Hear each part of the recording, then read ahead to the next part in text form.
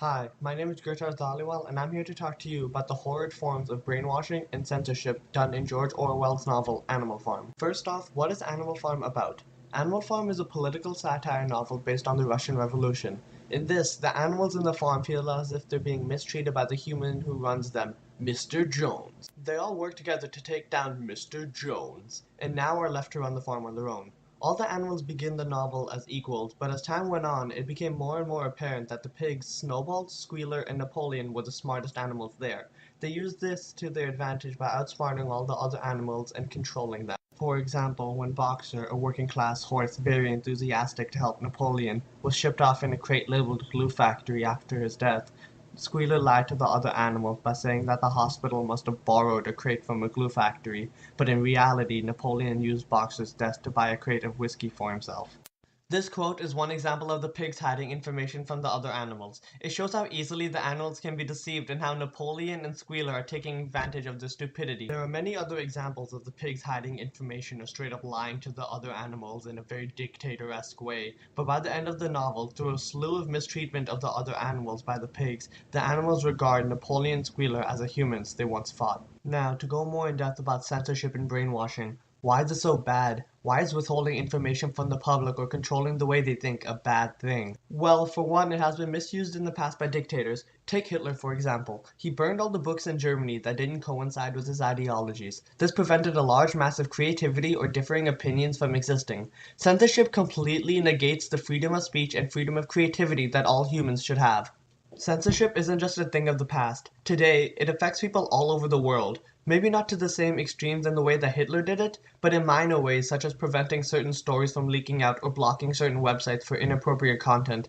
However, citizens of China are heavily faced with large amounts of censorship, especially in their internet usage.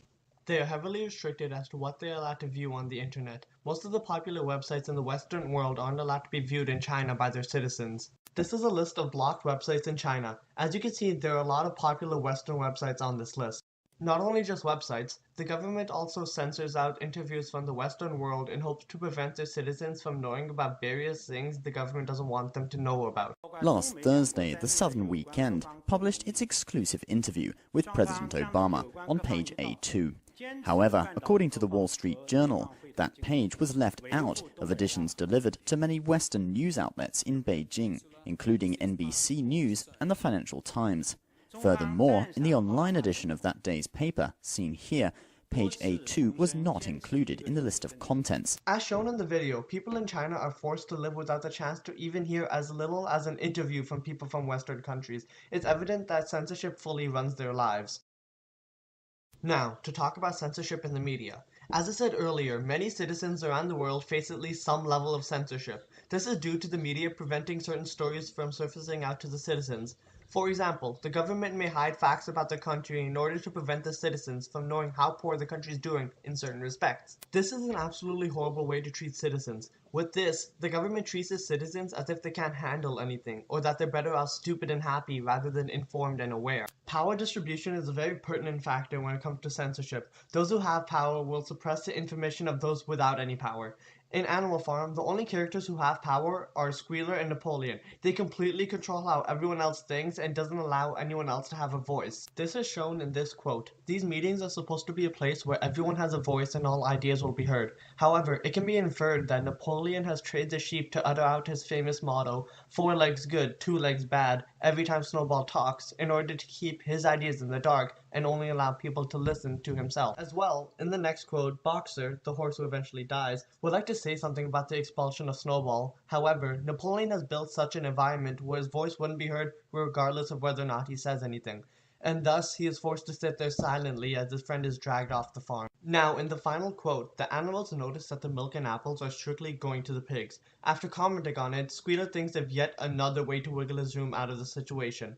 The quote shows off how little power the other animals have. Even when they have noticed a problem and brought it up to the pigs, they still manage to be outsmarted and overpowered by the pig. Censorship isn't something that will ever go away. The media and the government will always censor things out to keep control of what information gets out to the public. However, there are people taking steps to lower the level of overall censorship. There's an organization named Project Censored which reports news on segments that have been censored out by either the media or the government. This organization sheds light on the absolutely ridiculous amounts of censored media in hopes that people will see this and stand up against it. Now, the most important thing about censorship is